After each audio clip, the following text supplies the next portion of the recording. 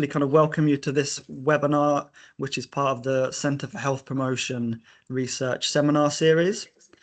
As I said, we've got two lovely presenters today. We've got Antonella from the University of Bari, and we've also got Ciiku, my mistake, from Four Wings Northwest CIC.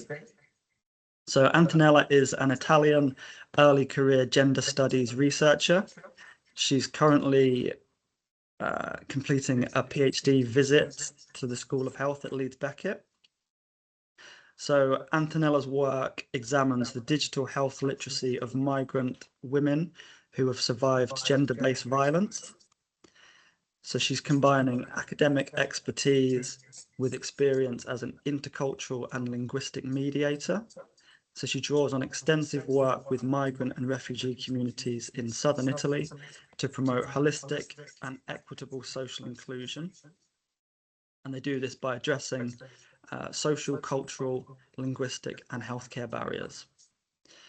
And then our second presenter, Ciiku, is the co-founder of Four Wings Northwest Community Interest Company, which is a grassroots organization working alongside refugee and migrant women affected by trauma and displacement.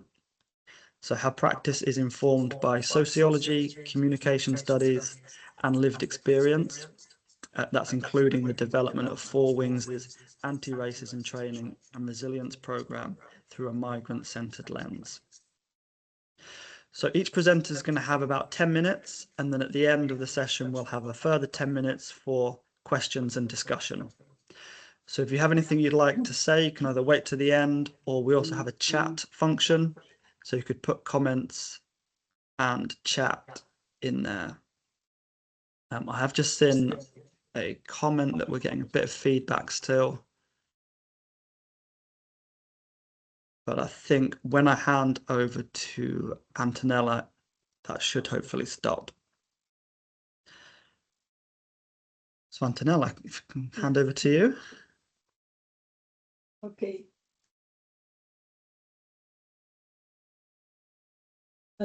Nice.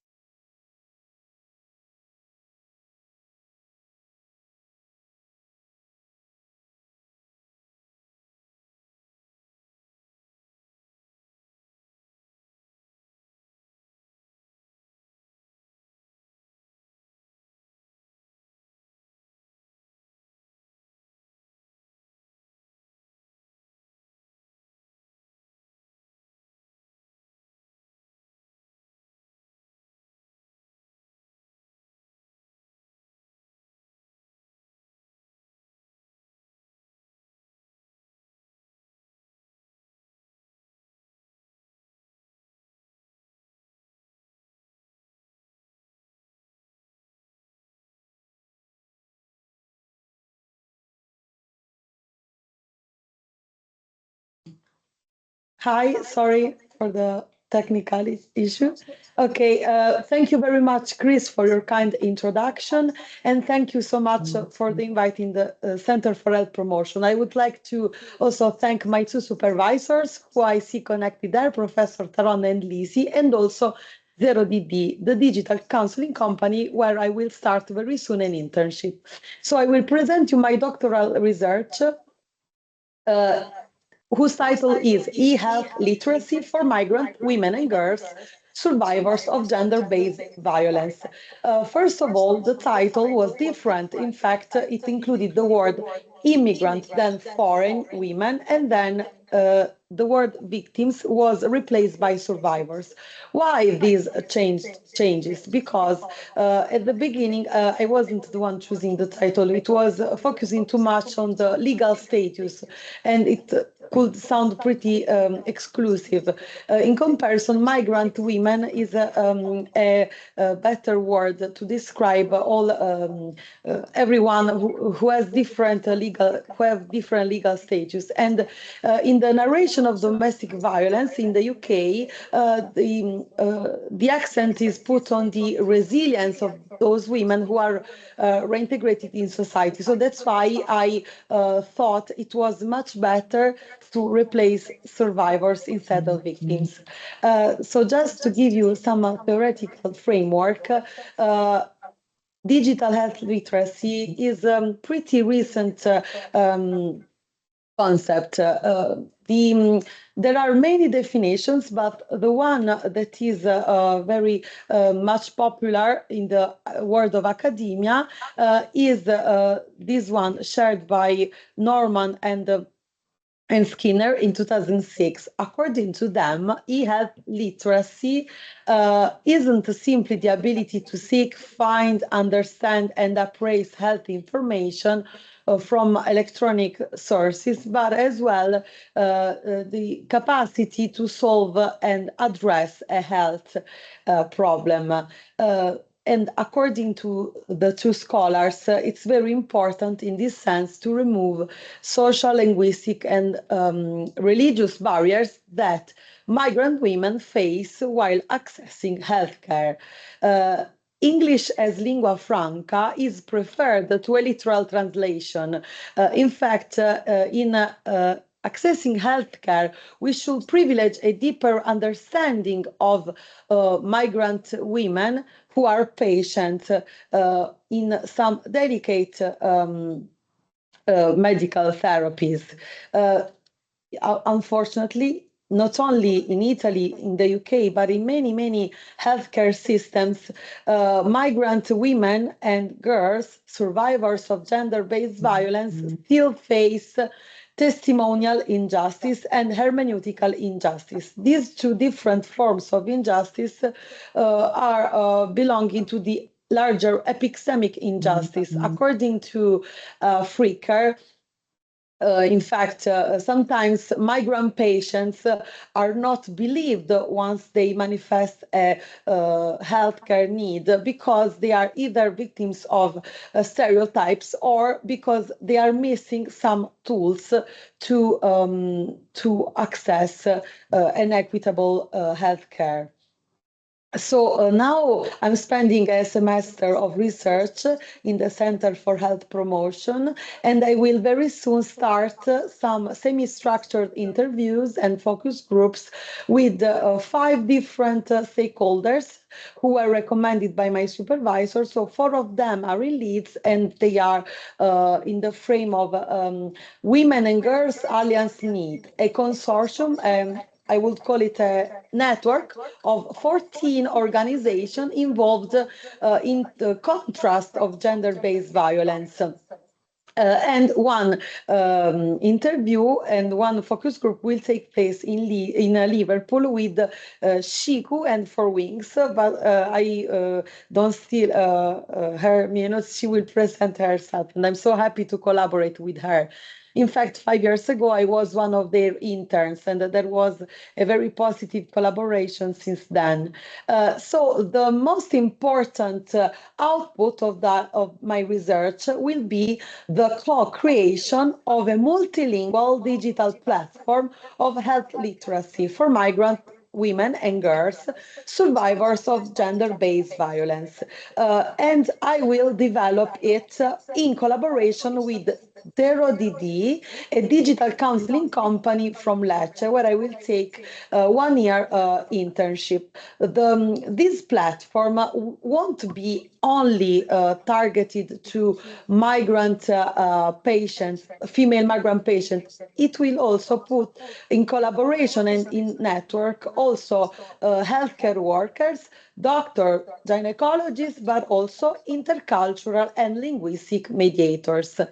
Very quickly, in fact, in Italy, in comparison to the UK, where we have in healthcare system medical interpreters, lay health worker, or community health workers, in Italy we have intercultural and linguistic mediators who are professionals who support migrant and asylum seekers and refugees to navigate the complex healthcare system by removing social language and social language, religious, legal, and every type of barrier migrants and asylum seekers face while accessing healthcare. This platform will also foster their professional recognition, and it will be very useful as well for doctors, healthcare workers. They will be much more culturally aware of the specific needs of asylum seekers.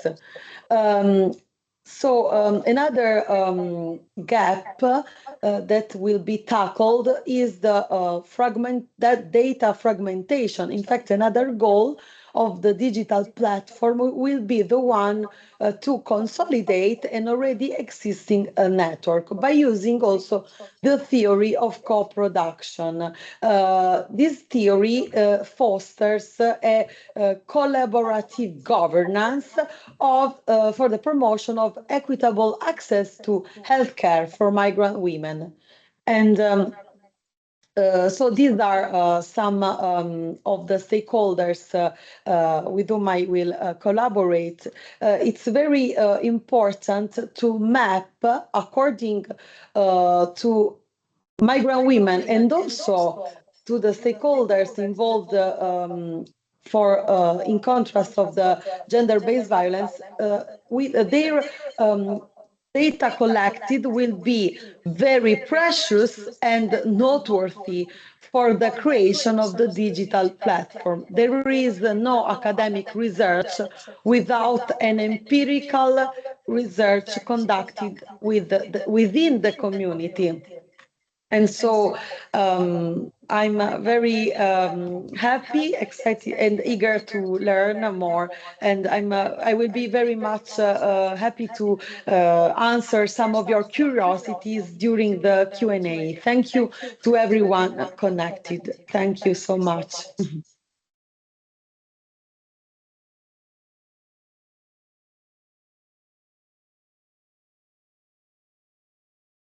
So, Ciiku, maybe the floor is yours.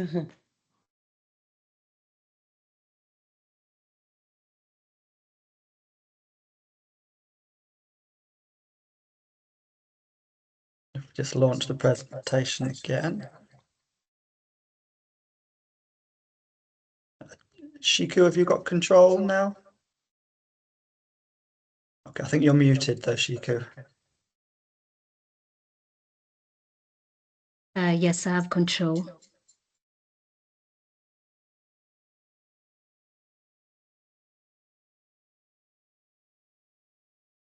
Okay, thank you everyone for joining us today. I can hear the echo. Thank you, Antonella. Thank you, Chris, for having me.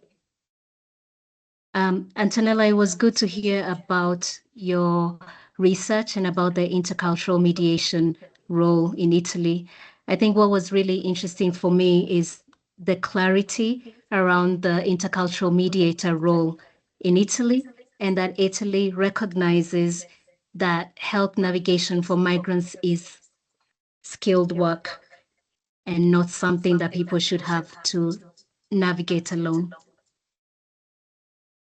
In contrast, in the UK, and we've had this discussion with Antonella, that work is fragmented across different roles like healthcare assistants, community health workers, health champions, and so on. And this is often done without one clear pathway. I want to pick up from that and share what this looks like from community-based work, particularly before women even reach those digital health platforms or formal services. At Four Wings, we work alongside mostly refugee and migrant women who are navigating complex realities with their immigration status, including trauma, displacement, and all the other intersections they have and barriers that they face.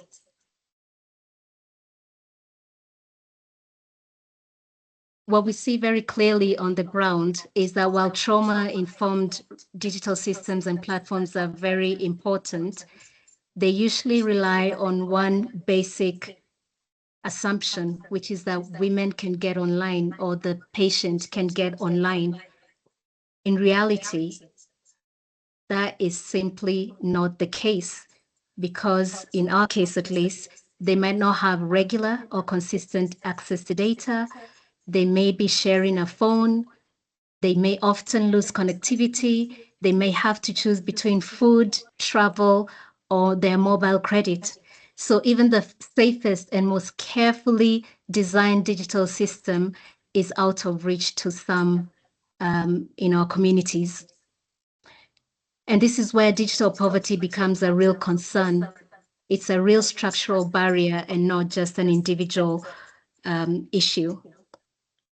So as part of our response to this, we work alongside a national organization called the Good Things Foundation. I don't know if some of you have heard of it. It's a national charity that provides SIM cards and free data for up to a year in partnership with a lot of UK mobile networks.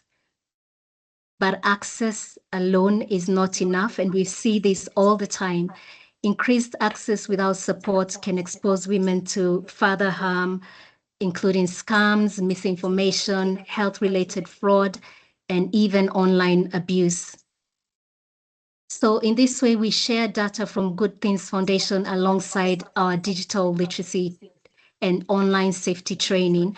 And to complement this work, we also deliver anti-racism training, which supports practitioners to recognize the power, bias, and the lived realities that shape migrant women's experiences. So this is not just about teaching digital skills or technical skills only. As Antonella has said, it's about building that confidence, trust, and knowing how to protect oneself while navigating those systems that may already feel unsafe. So in many ways, our work mirrors what Antonella has described as intercultural mediation, about helping people navigate systems that were not designed for them, with their culture in mind, their language in mind, or their safety in mind. And in this context, the navigation means more than just finding information or just booking an appointment for a beneficiary or what many call a service user. It's about understanding how systems operate, deciding who it's safe to contact, explaining information across language and cultural differences, and managing fear, risk, and uncertainty at the same time. So for many migrant women who've experienced trauma, every step involves, sorry, I can just hear that feedback and it's very disconcerting. Every step often involves consequences, safety, and not just access. So it's not just one thing they're looking at. There's so many other things and other moving parts that we have to consider when supporting women in our communities. So this work is skilled because it requires judgment, cultural awareness, trauma sensitivity, and clear communication. It's relational because it depends on trust, credibility, and supportive relationships that are built over time. They don't happen overnight. And that's why navigation cannot be automatic or reduced to just simply signposting a woman or a patient to a service. So I wanted to, I've just realized I haven't been changing my slides. Just really got into it. Let's get into, yeah. I wanted to situate this within the new Violence Against Women and Girls strategy that was released last year in December. But I know we don't have enough time, so I'll just quickly say, just briefly, that within that strategy, when it comes to migrant women, the picture is still incomplete. There's limited attention to digital poverty, migration-related coercion, and the specific risks faced by women whose immigration status, language, or access to policy interventions is very limited, which makes safe reporting much, much harder. So from our perspective, this means that community-based organizations such as Four Wings are often left to fill those gaps between policy intentions and lived reality. So I would just like to ask you to have a moment of brief reflection, and you don't need to respond. It's just something to think about, is what assumptions are built into digital solutions and how many people are missing out because of those assumptions. So I want to end by saying that what connects Antonella's research and our community work is the shared concern for safety, dignity, and agency.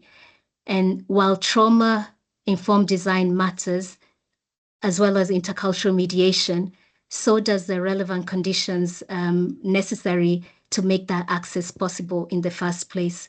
So equity in digital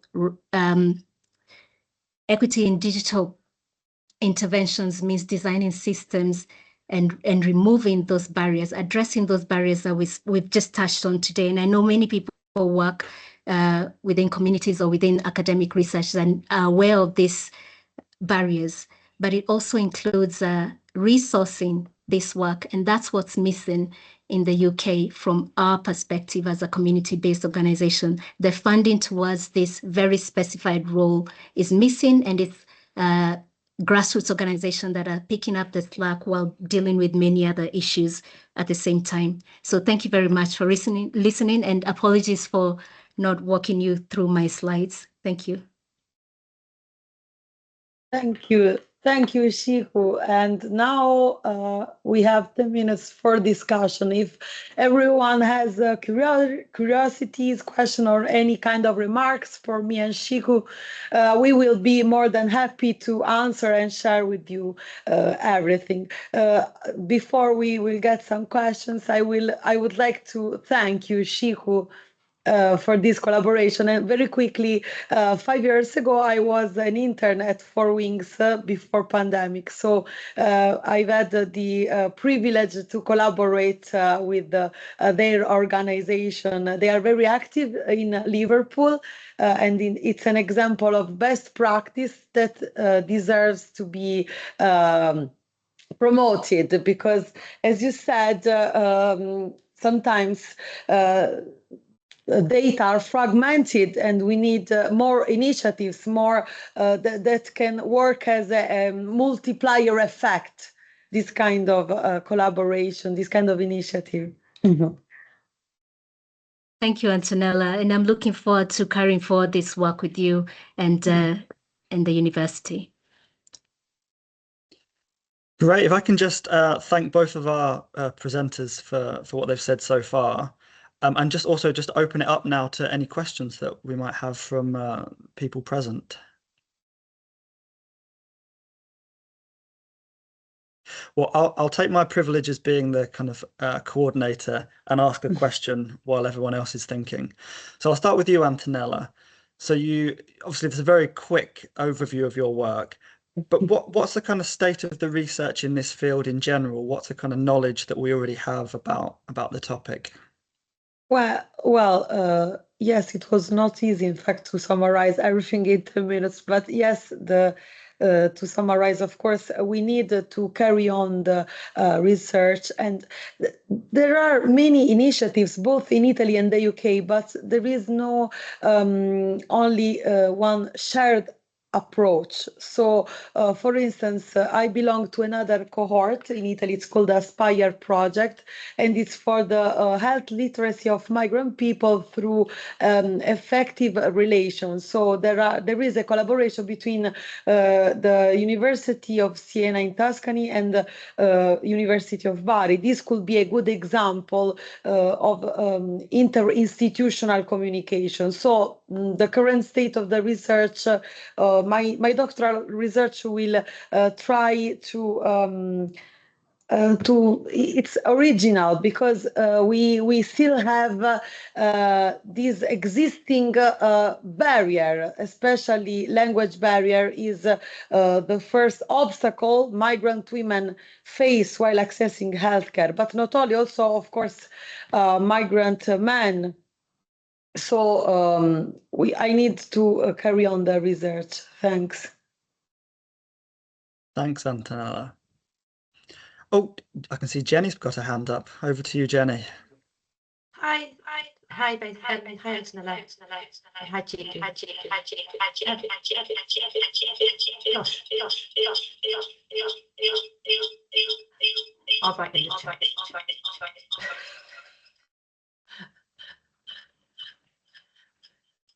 Hi, we're really sorry about that, Jenny.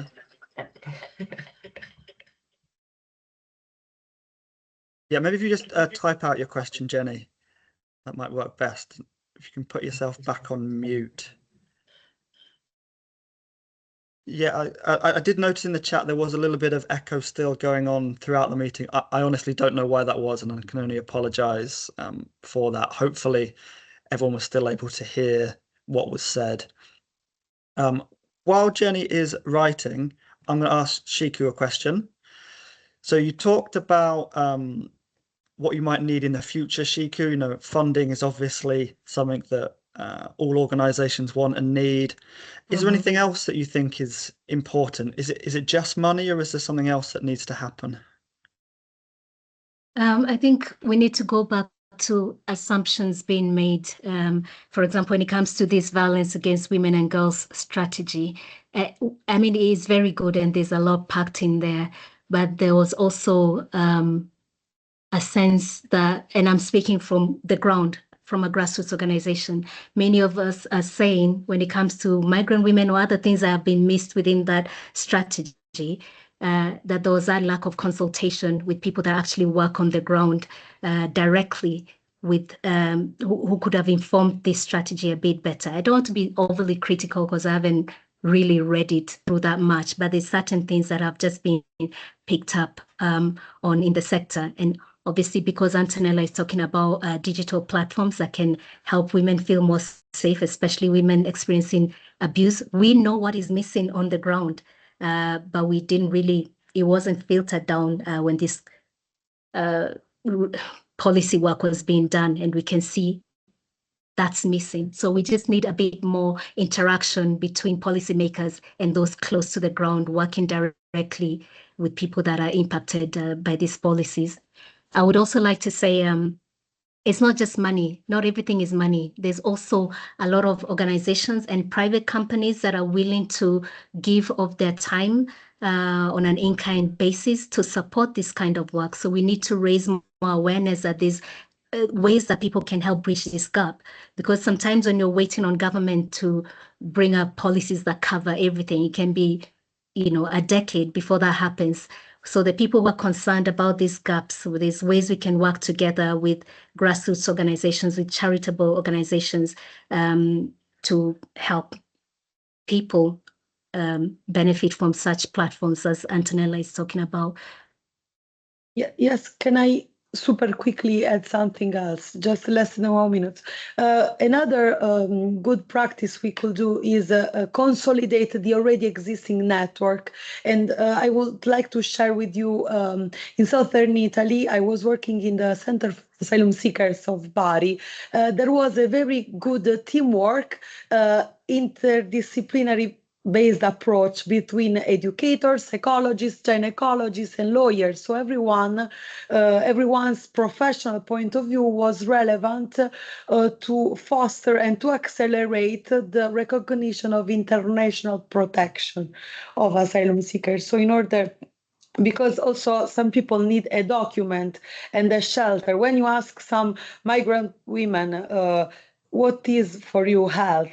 They would not answer a medical checkup with the GP. Most of them will answer their children are safe, they can go to school, that they can sleep and grab a bite at the end of the day. And also that's why promote the promotion of a holistic well-being, it's important. So in a broad sense, in a broader understanding of health, we should move in this direction. So this is taken as a premise, let's say. That's great. Thanks, Antonella. So I can see Jenny's question that she's just added into the chat. So she's put, she was just wondering how optimistic you are that the people designing these systems are listening to the message. It seems that it's an issue that affects many health promotion issues. I don't think I have the capacity to answer that question. Antonella, the people designing the health platforms, the digital health platforms? Me as well, I share the fact that I don't have a specific capacity. What I can share is that this kind of platform and initiatives, many people would and will benefit from them. So not only migrant, of course, there will be, it will be necessary create informative brochure material to promote and to promote these initiatives to create dissemination. So I'm not sure if I have understood the question. You were talking about to reach the highest audience possible, Jenny, or Try to speak. No words. Yeah, again, sorry for the this tech issue that seems to be bugging us. I am mindful of the time, and I can see there's a couple of comments in the chat, people having to leave. Catherine has added a really interesting point about the Leeds Migrant Health Board priorities across the city, access and interpretation, communication.